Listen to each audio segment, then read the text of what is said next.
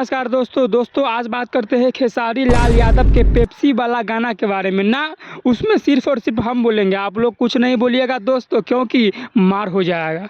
अच्छा साइड आप हो देखिए, मार हो जाएगा, घर हम बंद हो जाएगा, हम मार करेंगे कल। दोस्तों खेसारी लाल यादव बहुत ही शौक से एक गाना लाए थे पेप्सी वाला। अरे वह गाना हाँक दी बेना। दोस्तों बहुत ही दुख के साथ मुझे यह कहना पड़ रहा है कि खेसारी लाल का कमबैक कैंसिल हो गया और ये गाना भी फ्लॉप हो गया।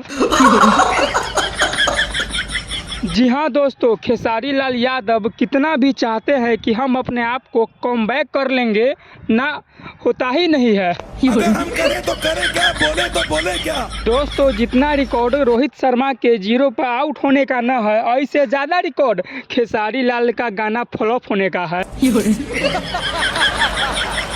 और इतने बड़े अपार सफलता के बाद खेसारी लाल यादव एक बार फिर से नया गाना रिलीज कर रहे हैं। ऐसा मत करो मेरी जान, लाइफ में कुछ अच्छा करो यार। और मुझे पूरा यकीन है कि आप इस गाना को भी इतना ही प्यार दीजिएगा जितना पेप्सी वाला गाना को दिए हैं। तू समझा? नहीं, तू समझा नहीं।